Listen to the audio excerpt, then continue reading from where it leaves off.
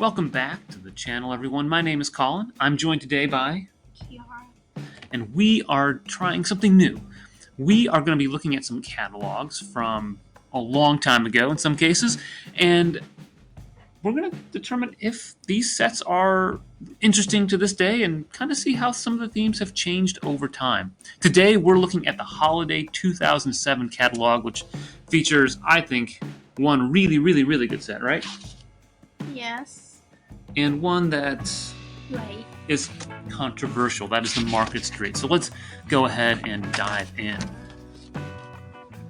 On the first page here, we've got some holiday items, stockings, wrapping paper, the old Belleville sets. One cool thing about this one is you have that tree.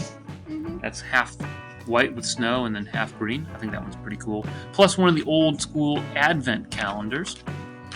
But the next page, I think, has one of the more iconic sets from this era, and it's the holiday train. I mean, it's one that maybe looks a little bit plain by today's standards, but it's definitely a collector's item in addition to like the track and all that stuff that they have here on the right-hand side. Now we come into, I think, some of my favorite sets here, right? We've got what going on over here? Cafe Corner and the Eiffel Tower. Yeah, Cafe Corner, which came out in 2007 along with Eiffel Tower. And then we've got this Market Street, which is probably the least popular of all the modular sets, but still considered a modular set. And this Hobby Train, which I think is kind of cool. You like that one? Yeah. We have some more trains coming up here with LEGO City trains and the cargo train, the passenger train. And I like to take a look at these. $150 for the cargo train, which had not even 1,000 pieces, but it's got some power function stuff, the 3-channel remote control.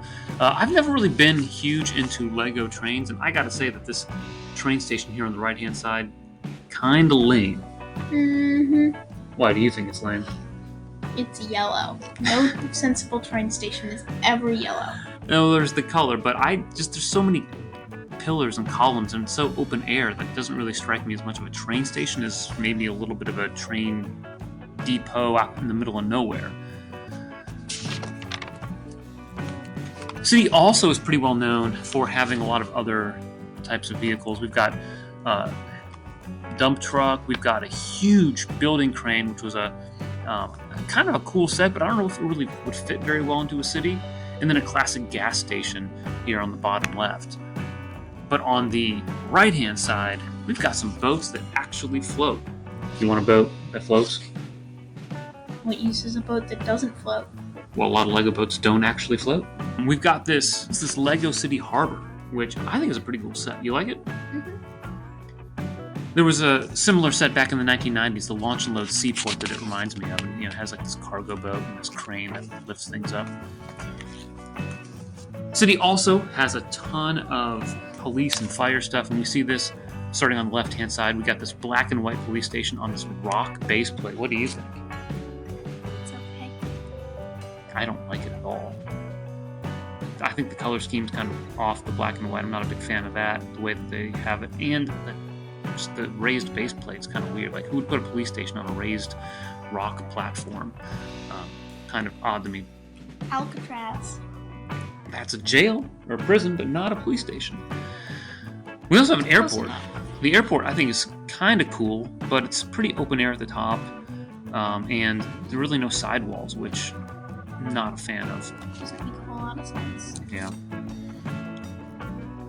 Fire station, I think, is the best of the lot on these two pages. It's kind of nice. Got the garage doors and a couple levels, reminiscent of some of the older police station or fire stations out there.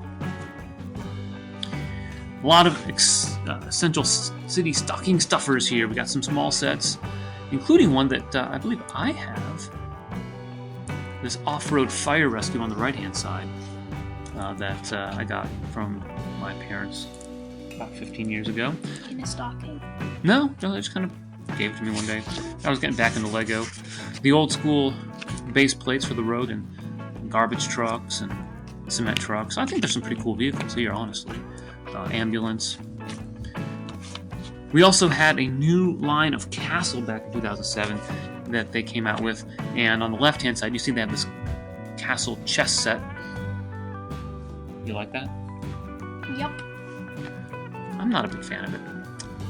Thought about getting it when it came out, but nah, decided not to. But I do, however, love this castle right here on the right-hand side. It was the first main castle that came out, and kind of the recreation of the castle after Knight's Kingdom. I think it's pretty good. I got this set, gave Kiara the dragon. You named it? Toothless. That's right. More of the castle sets here on the next couple pages. On the left-hand side, one, I think, the incredible sets of the time, the Dwarves Mine. What do you think about it? I like the troll more than this building. The building I thought was kind of cool. It had some marbled pieces in it, and it had so many accessories. And for $50, almost 600 pieces, I thought it was a really, really good deal. The Skeleton Tower, not a huge fan of. I didn't get that one when it came out. It's not really a tower. Yeah, I mean, there's a little tower here with the princess. But we also have this Skeleton Ship Attack, which I think is a pretty cool set. Has some really useful pieces, and comes with a boat that doesn't float. And then the Skeleton's Prison Carriage.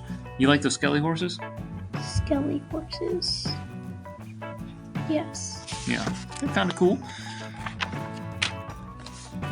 After that, they have the AquaRaiders sets, which of course they don't come out with anymore, but they've got this brick-built shark and some underwater seaports on old school base plates. You'll notice that a lot of the sets here still use those old school base plates rather than regular plates. I was never really into this. Anything jump out to you? Giant lobsters? Black lobsters? I don't know. Not a huge fan of those. Now on this page, we've got on the left-hand side Spongebob, which are iconic sets and really collectible. I was never really into them, but I was never really in the whole SpongeBob thing. You watch SpongeBob? I know nothing about it. There you have it. Now, I really like the stuff on the right-hand side. These are two creator houses, and they've really changed up their houses over the years. They don't really come out with classic houses like this, which I think is unfortunate. I think the one on top in particular is great for roof slopes, tiles, headlight bricks, just great for tan bricks. Lodging. Yeah. So, really cool sets. Duplo and... Belleville. No, I don't even know if it's Belleville. It's something else. Winter Wonder Palace. I don't know. I got one of these mosaics here on the bottom left, but I was kind of... Yeah, it's Belleville. Yeah, not a big fan of Duplo here, so we'll kind of move on. Don't really need to worry about the shipping or those things. I've always wondered who buys these storage containers. Like, they're so expensive. Like, this chest right here is $150. You can get something a lot cheaper than that, even if it doesn't look like Lego. Besides, who makes a 3x4 brick? Weird. Yeah, not a fan of the storage stuff. Although this, on the right-hand side, the 3-seat play table is kind of cool, but for $250, I don't know. I think you do a lot better. Even like these storage trays here on the right, that's red. Yeah, you can get a lot more storage for cheaper. But these base plates, look how cheap they are. The regular base plates were $5 back then, which is a pretty good deal. Can we skip this page? Nope. Space themes are always big with Lego, and this is the Mars mission stuff. You're not a big fan of them? I just like the actual realistic space shuttles. I don't like the aliens versus astronaut thingamabobs. Yeah, fair enough. I wasn't a big fan of these either. A lot of big pieces that kind of jumped out to me. I don't know. Moving on to Bionicle. What sum up Bionicle in your mind in one word? Nightmarish. Nightmarish. I agree. Never was a big fan of that. In the next couple pages here, some more Bionicle. They don't make those anymore. Some of them are kind of collectible from what I understand, but yeah. Exoforce. I never really understood the point of Exoforce. Some really weird pieces. I don't know. Just struck me as kind of like a cross between Mars Mission and Bionicle.